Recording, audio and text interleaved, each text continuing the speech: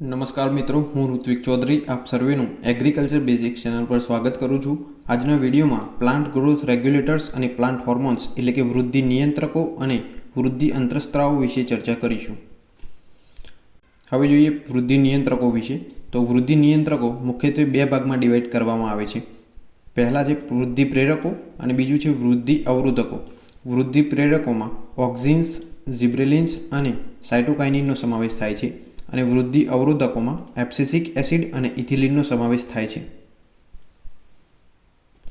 હવે જોઈએ ઓક્ઝિન વિશે.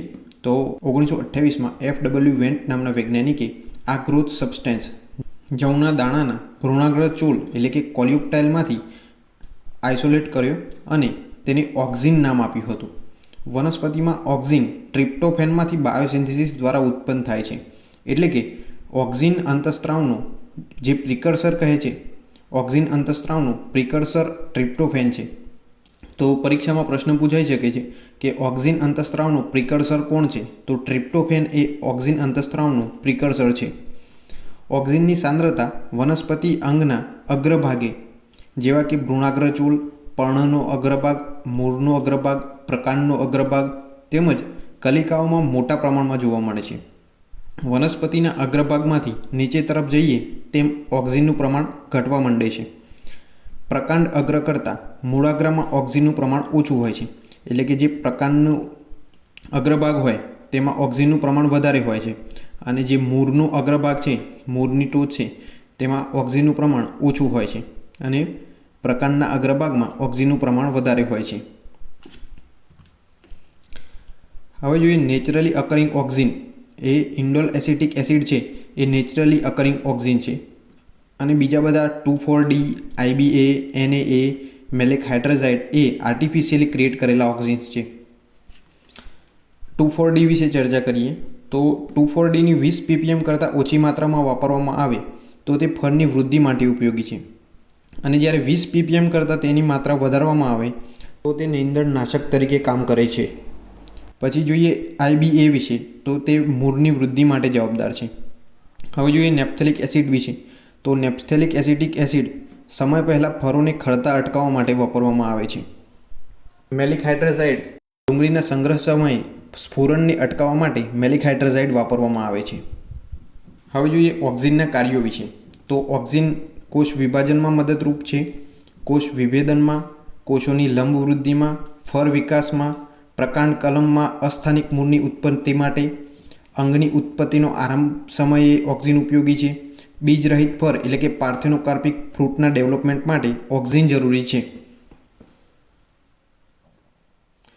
હવે જોઈએ બીજા અંતઃસ્ત્રાવ જિબ્રેલિન્સ વિશે. તો આની શોધ જાપાનમાં ચોખાના પાકમાં આકસ્મિક રીતે થઈ હતી. તો ચોખાના પાકમાં બકાને નામનો રોગ થયો હતો. તો આ રોગમાં શું થતું હતું કે છોડની વધુ પડતી લંબ વૃદ્ધિ થતી હતી અને આ રોગ જિબ્રેલા ફ્યુઝિકોરોય નામની ફૂગથી થતો હતો. તો આમાંથી જિબ્રેલિક એ સિન્થેસિસ કરવામાં આવ્યું હતું.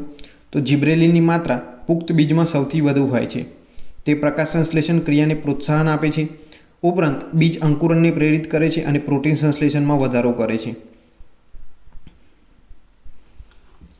હવે જોઈએ જિબ્રેલિનના કાર્યો વિશે. તો જિબ્રેલિન આંતરગાંઠની લંબાઈ વધારવામાં મદદરૂપ છે, જ્યારે ઓક્ઝિન છે એ પ્રકાંડનો અગ્રભાગની લંબાઈ વધારવા માટે એટલે કે અગ્રકલિકાઓના વિકાસ માટે ઓક્ઝિન જવાબદાર છે અને આંતરગાંઠ એટલે કે ઇન્ટરનોડની લંબાઈ વધારવા માટે જિબ્રેલિન જવાબદાર છે. કેટલીક વામન જાતિમાં વામનપણું જનીનિક વિકૃતિને કારણે હોય છે. આવી વનસ્પતિમાં જિબ્રેલિક એસિડનું પ્રમાણ ઓછું હોય છે. જો આવી વનસ્પતિઓમાં બહારથી જિબ્રેલિક એસિડ આપીએ તો તેની લંબ વૃદ્ધિ શક્ય બને છે. જિબ્રેલિક એસિડ ફળના કદમાં વધારો કરે છે, પર્ણપુષ્પની લંબાઈ વધારવા માટે મદદરૂપ છે, બીજ રહિત ફળ પેદા કરવા માટે ઉપયોગી છે, બીજાંકુરણ દરમિયાન કેટલાક ઉત્સેચકોને ક્રિયાશીલ કરે છે અને તેમનું સંશ્લેષણ શક્ય બનાવે છે. હવે જોઈએ ત્રીજો અંતઃસ્ત્રાવ સાયટોકાઇનિન વિશે. તો સૌપ્રથમ સાયટોકાઇનિનને મકાઈના દાણામાંથી જીએટીન સ્વરૂપે પ્રાપ્ત કરવામાં આવ્યું હતું. તે મૂળમાં જોવા મળે છે અને તે જિબ્રેલિન્સની જેમ જલવાહક પેશી એટલે કે ઝાયલમ દ્વારા પર્ણ અને ફળ તરફ ગતિ કરે છે. સાયટોકાઇનિન મૂળ ઉપરાંત બીજના ગર્ભમાં અને વિકસતા ફળમાં જોવા મળે છે. હવે જોઈએ સાયટોકાઇનિનના કાર્યો વિશે.